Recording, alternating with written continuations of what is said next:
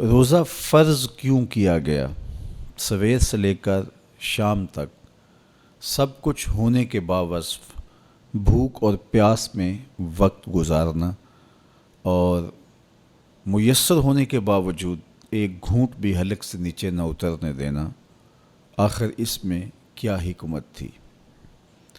تو یہ بات اچھی طرح سے ہمیں سمجھ لینی چاہیے کہ یہ صرف کھانے پینے کو ترک کر دینا ہی نہیں ہے، بلکہ ان مقاصد جلیلہ کے حصول کے لیے روزہ رکھا جاتا ہے جو مومن کی زندگی کا مقصود ہے۔ اور اگر کوئی شخص کھانا پینا تو ترک کر دیتا ہے لیکن ان امور سے نہیں رکتا جن امور سے روکنا ان روزوں کا مقصود تھا، تو اس کا روزہ نہیں کہلاتا۔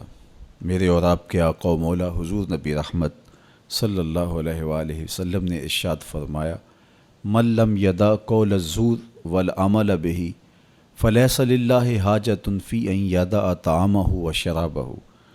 جس نے جھوٹ اور اس پر عمل کرنا نہ چھوڑا، جھوٹے کام ترک نہیں کیے، اس کا بھوکا اور پیاسا رہنا اللہ کو منظور نہیں۔ اللہ کو کوئی ضرورت نہیں کہ وہ بھوک اور پیاس کاٹے۔ روزے میں تو ان امور سے بھی روک دیا گیا جو امور عام زندگی میں جائز تھے، جو مشروع تھے، مباح تھے، لیکن روزے میں ان جائز مباح امور سے بھی منع کر دیا گیا۔ طیب اور طاہر کھانے، خوبصورت مشروب، ان سے روک دیا گیا۔ آپ آب زمزم بھی نہیں پی سکتے جبکہ وہ متبرک پانی ہے۔ شہر مدینہ میں بیٹھ کر شہر مدینہ کی پکی ہوئی کھجوریں بھی آپ نہیں لے سکتے، اس لیے کہ آپ روزے سے ہیں۔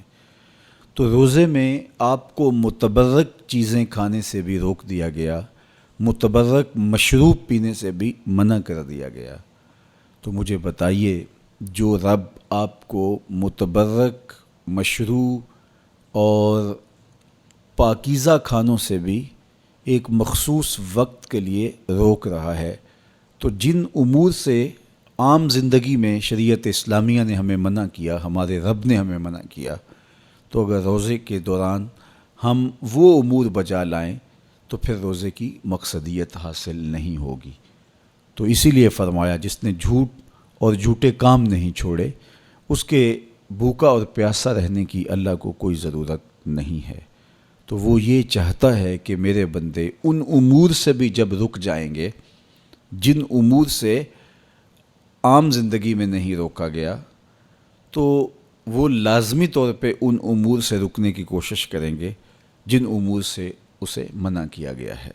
تو جب یہ چیز انسان کا فہم، انسان کی عقل اور انسان کی خرد طے کرتی ہے، تو پھر لامحالہ طور پہ رکنے کی عادت اس کے اندر تقوی کی نشأت کا ذریعہ بنتی ہے۔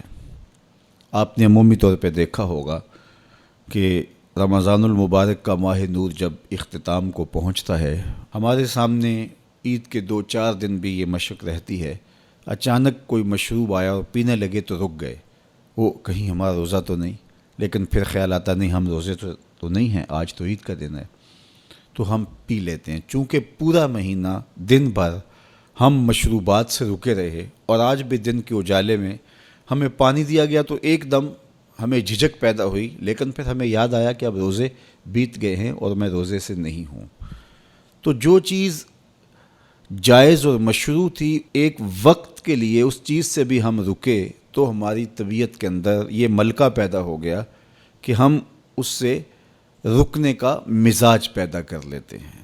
تو اگر ہم ان امور سے رک جاتے ہیں جن کو شریعت اسلامیہ نے منع کیا ہوا ہے، تو پھر دوبارہ جب اس کو کرنے لگتے ہیں تو پھر ہمارا ہاتھ بھی رکے گا، اور پھر ہم مستقل اپنے ہاتھ کو روک سکتے ہیں کہ ہاں میاں، یہ روزے میں بھی چیزیں منع تھی اور روزے کے بعد بھی یہ چیزیں ہمارے اوپر منع ہیں۔ تو ایک ملکہ پیدا ہو جائے گا ان امور منہیات سے رکنے کا، ان سے باز رہنے کا۔ تو گویا یہی تقوی ہے کہ جو اللہ جل شانہ نے ہمارے اوپر حرام کیا ہے اس سے ہم رک جائیں، جس کام کے کرنے کا حکم دیا ہے اس کام کو ہم بجا لائیں۔